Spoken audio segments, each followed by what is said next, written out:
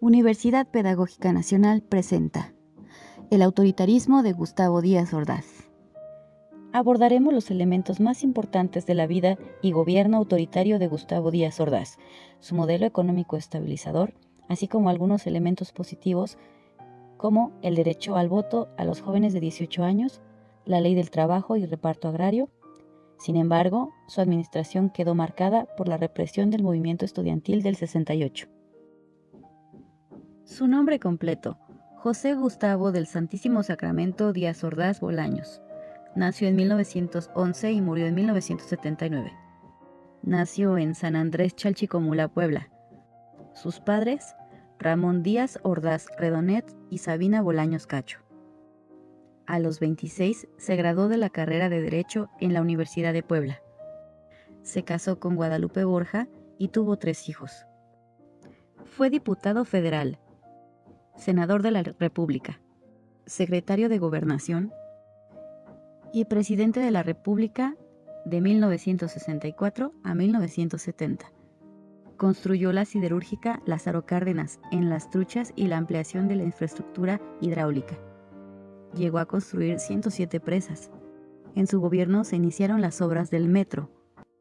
Promulgó una nueva ley para mejorar la situación laboral de los obreros. En su gobierno se originó el movimiento estudiantil de 1968. Tuvo un amorío con Irma Serrano y murió en la Ciudad de México. La causa de su muerte fue un paro cardíaco que derivó del cáncer de colon que padeció en los últimos meses de su vida. Todo esto ocurre en México, Ciudad de México. Toma posesión como presidente de los Estados Unidos mexicanos el 1 de diciembre de 1964 al 30 de noviembre de 1970. Gustavo Díaz Ordaz se esfuerza por preservar el llamado milagro mexicano, continuando con el modelo de desarrollo estabilizador, el cual fue muy característico durante los años 50 y hasta finales de los años 60. Durante estos años, el peso frente al dólar y la tasa de interés se mantuvieron bajas y el crecimiento de producción creció. Con este modelo se evitaba el aumento de los precios básicos, se impulsaba el plan agrario integral, la industrialización rural y obras de irrigación. Permitió un ahorro interno, aunque hubo muchos desempleos debido a la explotación demográfica. En ese entonces el secretario de Hacienda era Antonio Ortiz Mena.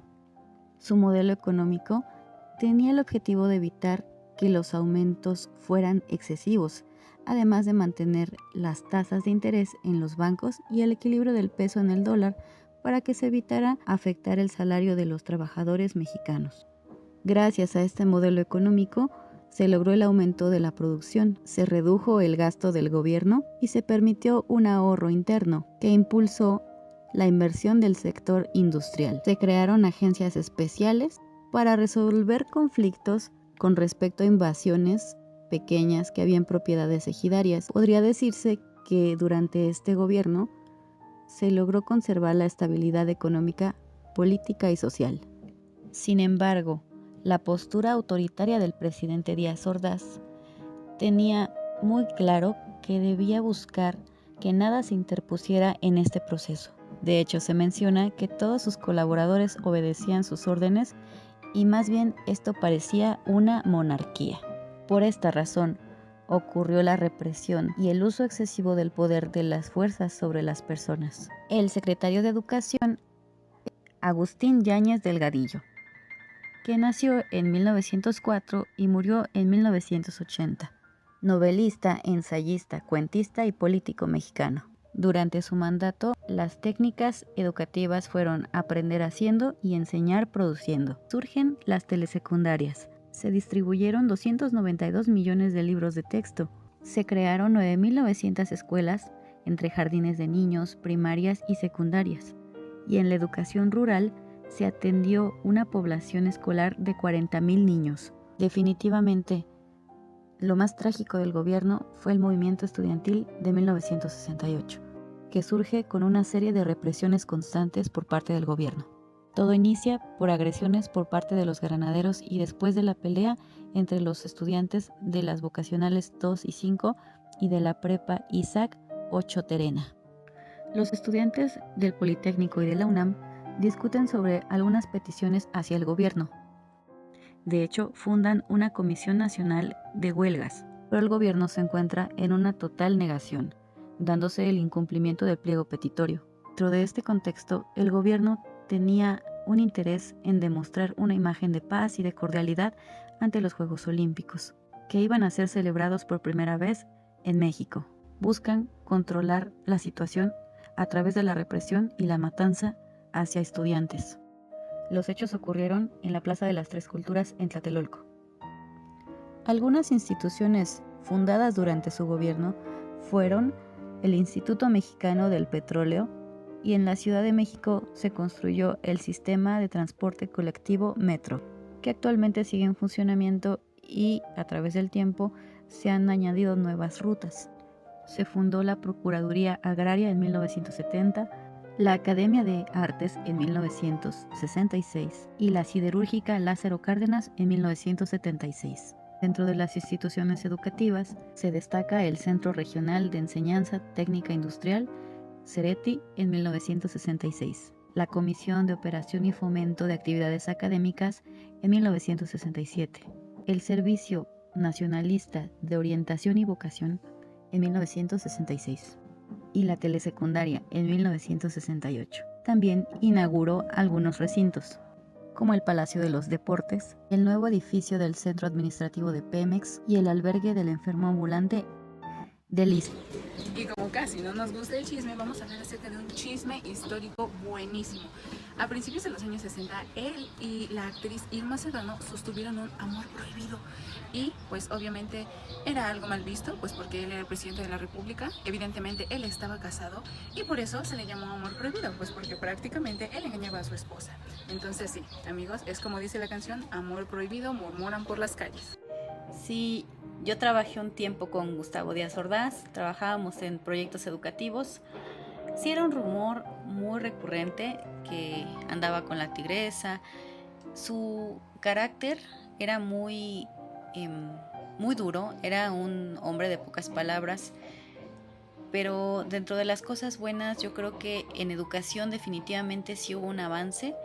Sí se crearon algunas instituciones que a mi parecer siguen vigentes y ayudan a impulsar la juventud, como el Servicio Nacional de Orientación Vocacional, que sigue vigente, y otra de las importantes, la telesecundaria. Y pues lo malo del gobierno pues fue este incidente tan trágico del 2 de octubre de 1968. Nuestro país sigue recordándonos los diversos hechos vividos en este periodo, de los cuales podemos destacar que la continuidad del modelo económico estabilizador permitió el crecimiento de la economía del país, generando mejores salarios en el sector obrero, pero afectó a los profesionistas, motivo por el cual se iniciaron diversos movimientos en el sector salud, que exigieron ese aumento salarial, los pagos de los bonos, aguinaldos y la recontratación. Gustavo Díaz Ordaz iba en contra de las huelgas y de las manifestaciones. Muestra todo su rigor en contra del movimiento estudiantil del 68, donde se sabe que el ejército abre fuego a los estudiantes dejando una cifra desconocida de muertos, cientos de desaparecidos y heridos, aunque cabe mencionar también a los presos políticos. En el aspecto educativo, se tiene como secretario de Educación al profesor Agustín Yáñez Delgadillo, quien aporta la implementación de las técnicas aprender haciendo y enseñar produciendo, al tiempo que se distribuyen millones de libros de texto gratuitos, se abren miles de escuelas y entre ellas la creación de las escuelas telesecundarias que continúan brindando educación a millones de estudiantes. Hablando sobre las instituciones, es importante considerar que en apoyo a la nación creó el SNOP para que los jóvenes tuvieran un panorama más amplio de las diferentes profesiones que existían en ese momento y evitar la saturación de carreras, logrando un equilibrio en el campo laboral. Esta actividad de orientación vocacional todavía es implementada en las escuelas de educación media superior. En cumplimiento a su objetivo del progreso interno económico de México, creó el CERETI para dotar a los jóvenes de conocimientos técnicos en electrónica, mecánica, construcción y electricidad, para poder integrarse al sector laboral y aumentar la economía del país. Uno de sus legados es el sistema de transporte público colectivo Metro, que permite la movilidad de millones de mexicanos, reduciendo el tiempo de trayecto así como el costo del mismo, apoyando la economía de los mexicanos.